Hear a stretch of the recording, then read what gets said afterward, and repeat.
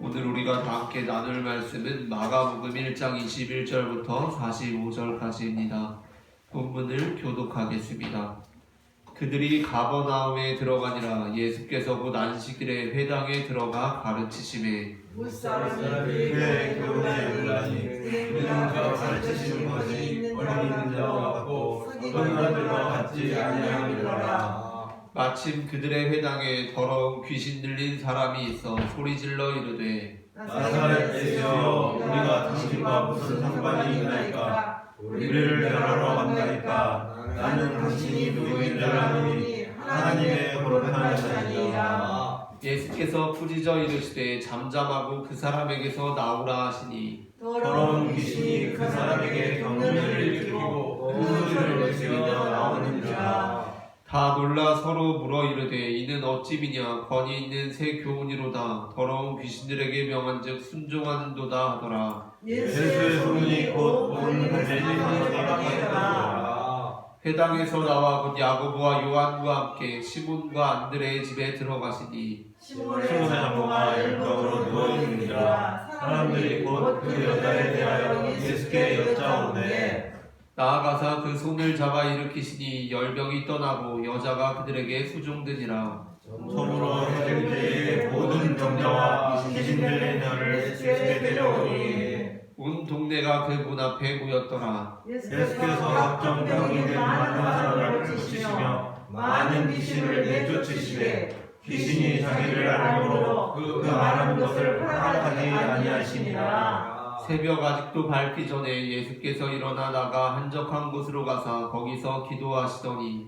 시몬과 및 그와 함께 있는 자들이 예수의 뒤를 따라가 만나서 이르되 모든 사람이 주를 찾나이다. 이르시되 우리가 다른 가까운 마을로 가자. 거기서도 전도하리니 내가 이를 위하여 왔노라 하시고 이에 온 갈릴리에 다니시며 그들의 여러 회당에서 전도하시고 또 귀신들을 내쫓으시더라. 한 나병 환자가 예수께 와서 무릎 엎드려 간구하되 원하시면 저를 깨끗하게 하실 수 있나이다.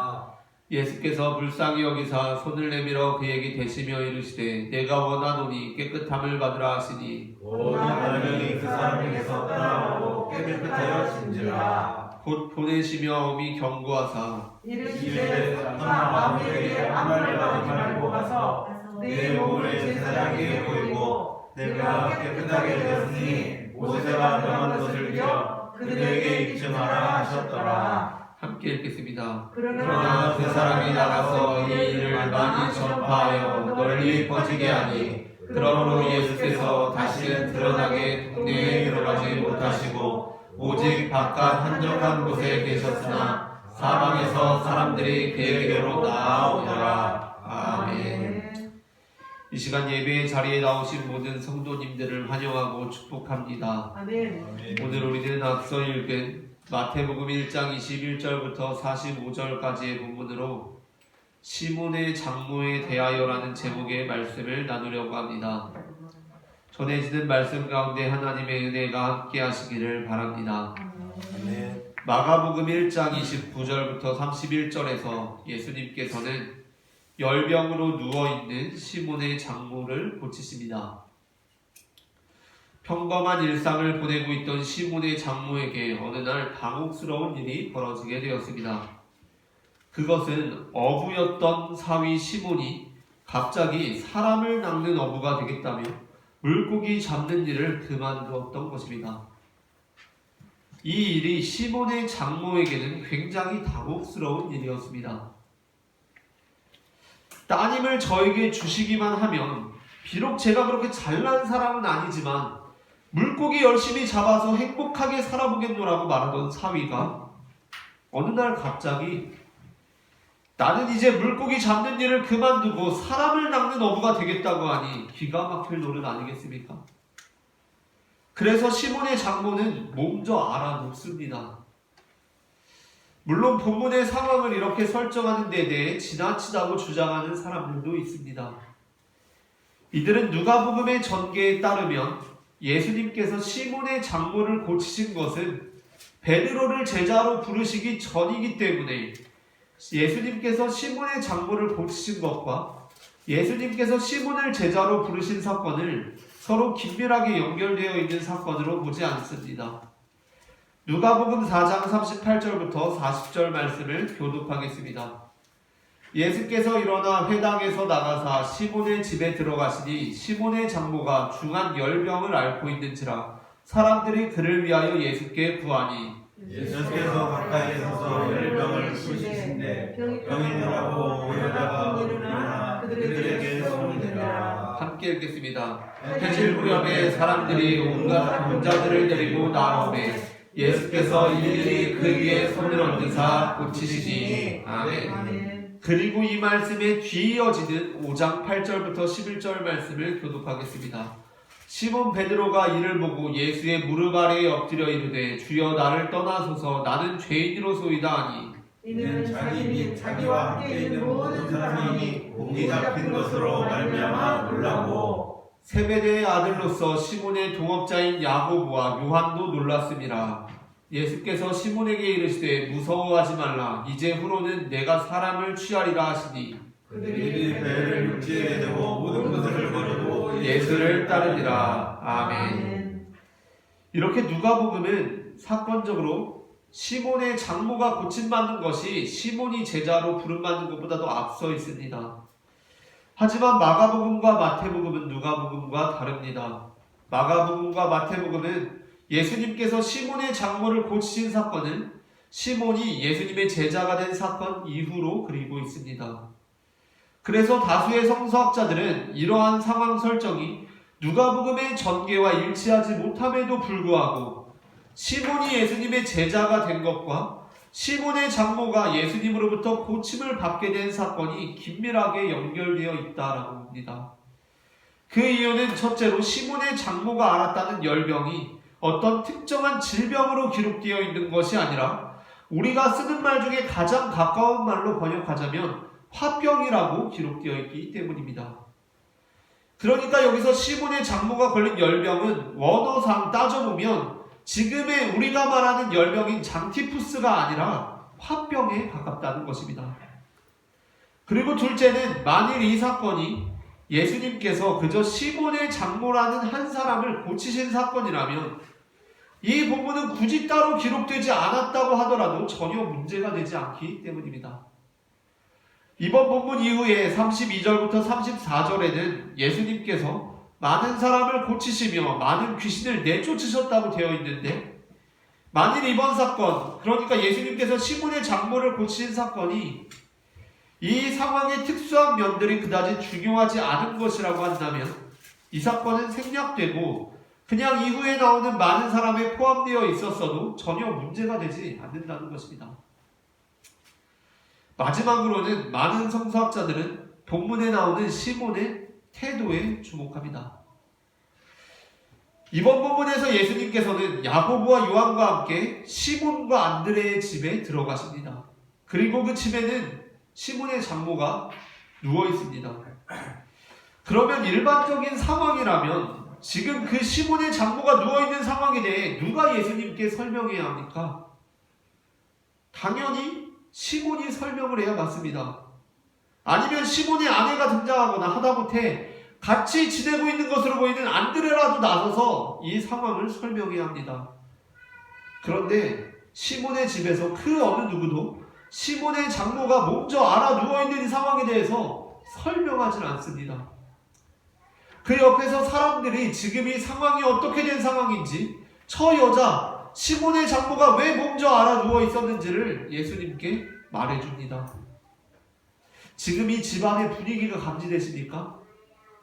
아빠가 퇴근해서 집에 왔는데 엄마와 큰딸이 싸워서 냉전 상황이면 그 싸움 당사자 둘 중 어느 누구도 아빠에게 지금의 상황을 설명하지 않습니다. 그 상황과 상관없는 막내만이 아빠에게 조심스럽게 지금 상황에 대해서 설명할 수가 있습니다. 지금 시몬 베드로의 집안 상황이 딱 그런 상황이라는 것입니다. 그런데 바로 그런 상황 속에서 예수님께서는 시몬의 집에 오셨습니다. 그리고 마태복음에 의하자면 그녀의 손을 만지시기 시작하셨습니다. 그리고 결국에는 마가복음에서와 같이 그녀의 손을 붙잡아 일으키심으로 그녀 역시 예수님과 그 제자들을 섬기는 사람으로 부르셨습니다.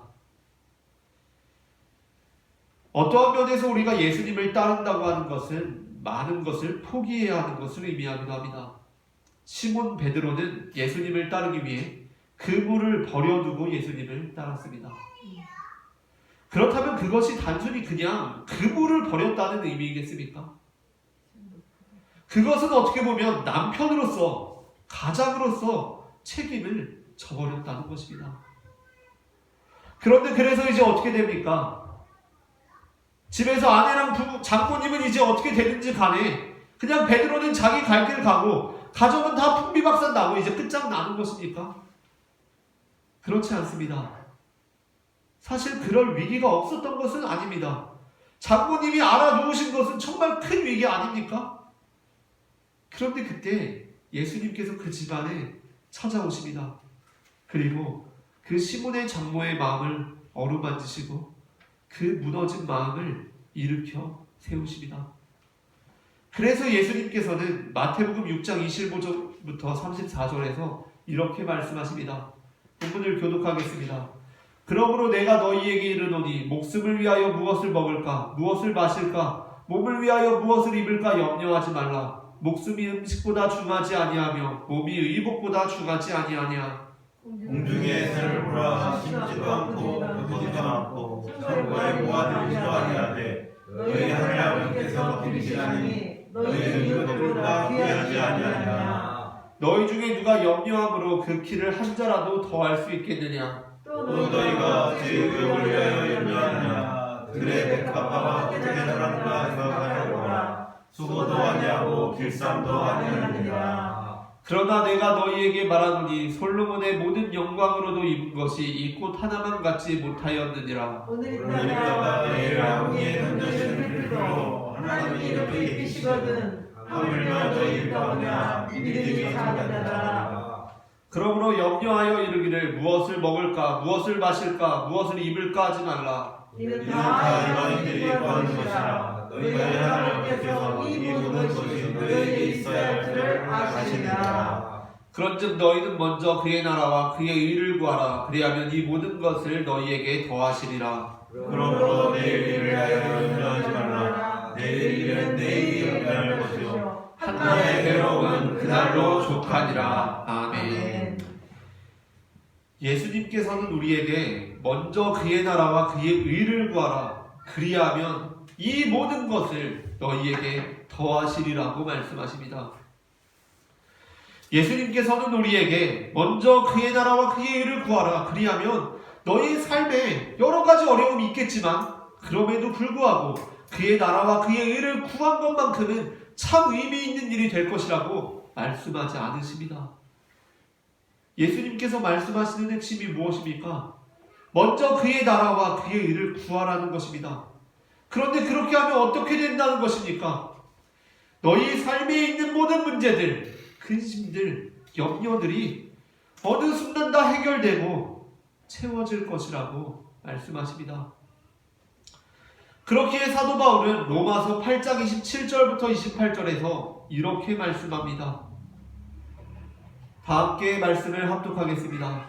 마음을 살피시는 이가 성령의 생각을 하시나니 이는 성령이 하나님의 뜻대로 성도를 위하여 간구하심이니라. 우리가 알거니와 하나님을 사랑하는 자 곧 그의 뜻대로 부르심을 입은 자들에게는 모든 것이 합력하여 선을 이루느니라. 아멘. 마음을 살피시는 이가 성령의 생각을 아십니다. 그런데 그 성령은 어떠한 분이십니까? 하나님의 뜻대로 성도를 위하여 간구하시는 분이십니다. 우리 삶의 문제들, 우리 삶의 근심과 염려들, 우리가 굳이 하나님께 말씀드리지 않더라도 하나님께서 다 관심을 가지시고 살피시며 헤아리신다는 것입니다.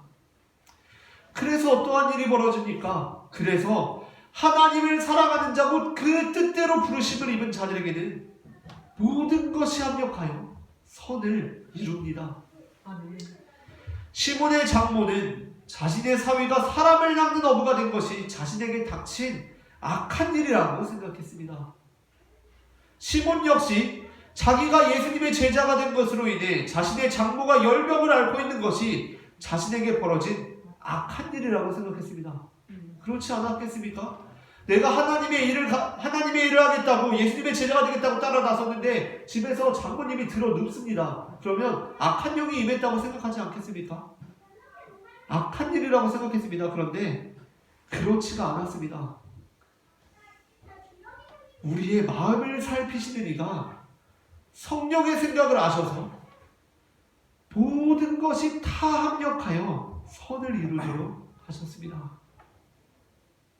즉 시몬의 장모는 자신의 사위가 사람을 낚는 어부가 됨으로써 그녀 역시 결국에는 예수님을 섬기는 자가 될 수 있었고, 시몬 역시 자신의 장모가 회복되는 모습을 보며 진정한 메시아의 모습을 다시 한번 경험할 수 있었던 것입니다. 아멘. 그렇게 베드로의 제자됨으로 베드로의 가정에는 큰 위기가 닥쳤지만 그 상황을 통해 베드로의 온 가정이 믿음 위에 굳게 세워질 수 있었던 것입니다. 우리는 바로 그러한 결과를 바울의 언급 고린도전서 9장 5절을 통해 간접적으로 알 수 있습니다. 고린도전서 9장 5절 말씀을 합독하겠습니다. 우리가 다른 사도들과 주의 형제들과 게바와 같이 믿음에 자매된 아내를 데리고 다닐 권리가 없겠느냐. 아멘. 사도 바울은 지금 자신의 입장에서 우리가 게바처럼 아내 데리고 다닐 권리가 없겠느냐라고 말합니다. 사도 바울은 자기가 지금 독신으로 사역하는 것의 정당성을 호소하면서 이렇게 말하고 있는 것입니다. 그런데 이 말씀은 어떻습니까? 베드로는 항상 전도자의 사명을 감당할 때 아내를 그냥 아내도 아니고 믿음의 자매된 아내와 동행했다라는 것을 나타냅니다. 열왕기상 17장을 보게 되면 엘리야와 사르밧 과부에 관한 말씀이 기록되어 있습니다. 하나님께서 이스라엘을 심판하심으로 이스라엘이 가뭄에 시달리고 있던 때 하나님께서는 엘리야에게 사르밧 과부에게 가서 음식을 얻어먹으라고 하십니다. 그래서 엘리야가 사르밧 가문에 갑니다. 그런데 사르밧 과부라고 해서 그 가뭄에 먹을 것이 넉넉히 있었겠습니까? 일반 사람보다 더 없지 않았겠습니까? 그래서 엘리야가 사르밧 과부에게 먹을 것을 좀 달라 요청했을 때 엘리야는 정말 가슴 아픈 말을 했습니다. 가슴이 무너지는 말을 했습니다. 열왕기상 17장 12절 말씀을 다 함께 합독하겠습니다. 그가 이르되 당신의 하나님 여호와께서 살아계심을 두고 맹세하노니 나는 떡이 없고 다만 통에 가루 한 움큼과 병에 기름 조금뿐이라. 내가 나뭇가지 둘을 주워다가 나와 내 아들을 위하여 음식을 만들어 먹고 그 후에는 죽으리라. 아멘. 이 말이 무슨 말입니까? 지금 가뭄이라서 먹고 죽을 것도 없다는 말입니다. 그런데 이에 대해 엘리야가 이렇게 선포합니다. 열왕기상 17장 13절부터 14절 말씀을 제가 한 절 다음 절을 여러분이 읽겠습니다. 엘리야가 그에게 이르되 두려워하지 말고 가서 네 말대로 하려니와 먼저 그것으로 나를 위하여 작은 떡 한 개를 만들어 내게로 가져오고 그 후에 너와 내 아들을 위하여 만들라. 이스라엘의 하나님 여호와의 말씀이 나 여호와 이들을 진명에 내리기까지 그 통에 가루와 썰지 아니하고 그 병의 기름이 없어지지 아니하여 하셨느니라. 아멘. 엘리야가 이렇게 말씀합니다. 그런데 사실 하나님께서는 엘리야에게 이런 말씀을 하신 적이 없으십니다. 하나님께서 엘리야에게 말씀하시는 열왕기상 17장 8절부터 9절이 전부입니다. 본문을 합독하겠습니다. 여호와의 말씀이 엘리야에게 임하여 이르시되 너는 일어나 시돈에 속한 사르밧으로 가서 거기 머물라. 내가 그곳 과부에게 명령하여 내게 음식을 주게 하였느니라. 아멘. 그러나 엘리야는 자신이 하나님 앞에 부름받은 하나님의 사명을 받은 사람이라고 했을 때 자신을 부르신 하나님에 대해서 이렇게 이해하고 있었습니다. 하나님은 우리가 하나님의 사역이 최우선 순위를 두고 살아갈 때 우리를 궁색하게 만드시는 분이 아니라고 말입니다. 그리고 벌어진 일이 무엇입니까? 15절부터 16절 말씀을 다 함께 합독하겠습니다. 그가 가서 엘리야의 말대로 하였더니 그와 엘리야와 그의 식구가 여러 날 먹었으나 여호와께서 엘리야를 통하여 하신 말씀같이 통에 가루가 떨어지지 아니하고 병에 기름이 없어지지 아니하니라. 아멘. 우리가 삶의 시련과 어려움들 속에서도 온전히 바라보아야 할 것이 무엇입니까? 우리가 삶의 시련과 어려움 속에서도 온전히 의지해야 할 분이 누구십니까? 바로 예수 그리스도십니다. 물론 세상의 풍파가 휘몰아칠 때 우리는 흔들릴 수 있습니다. 휘청거릴 수 있습니다. 장모님이 알아누우시면 내가 잘못 왔나? 라고 생각할 수도 있습니다. 그러나 제대로 작동하는 나침반의 바늘은 기우뚱 거리면서도 다시 정해진 방향을 가리키는 것처럼 흔들거릴지라도 하나님께 우리의 삶의 최우선 순위를 두고 살아가는 것입니다. 그때 우리는 우리의 모든 삶을 채우시는 주님의 역사를 목도할 수 있을 것입니다. 예수님께서 그렇게 이적을 베푸시고 놀라운 일들을 행하시자 많은 사람들이 예수님께 몰려들기 시작합니다. 그때 예수님께서 행하신 것이 무엇입니까? 물 들어올 때 노젓는다고 예수님께서도 이때가 바로 내 이름 날릴 좋은 기회라 하시면서 들뜨셨습니까? 많은 무리가 예수님께 나오고 예수님께서 이적을 행하신 후에 예수님께서 어떻게 행하셨는지 그 다음에 이어지는 구절은 예수님께서 어디에 자신의 삶의 최우선 순위를 두고 사셨는지를 보여줍니다. 35절 말씀을 다 함께 합독하겠습니다.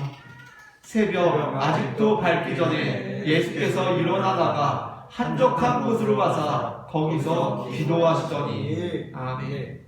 예수님께서는 수많은 무리들이 자신에게 찾아와서 그들을 고치시고 그리고 다시 기도하러 가셨습니다. 어떤 사람에게는 성공이 신이 되고 어떤 사람에게는 가정이 신이 되기도 합니다. 우리 삶의 우선순위에 있어서 복음보다 성공이 더 중요해질 때 성공이 곧 신이 되고 가정이 하나님보다 더 중요해질 때 가정은 하나님의 아름다운 공동체가 아니라 가정이 우상이 되기도 합니다. 그러므로 원만한 가정은 하나님 앞에 복이 되지만 그 원만한 가족이란 그 가족 구성원 한 사람 한 사람이 예수님을 온전히 섬기는 자들이 될 때 가능하다라는 것이 바로 그리스도인의 고백입니다. 아주 유명한 주례사 중에 앞으로 결혼해서는 서로만 바라보지 말고 함께 같은 곳을 바라보며 사십시오라는 말이 있지 않습니까? 그렇다면 그리스도인들은 어떤 사람들이 되어야 하는 것입니까? 우리는 남편의 아내, 아내의 남편, 장모의 사위, 사위의 장모가 아니라 그렇게 누군가의 자녀, 누군가의 부모가 아니라 그리스도의 신부로 살아가는 것입니다. 아멘. 그때 우리의 가정이 하나님 안에 온전히 설 수 있으리라 믿습니다.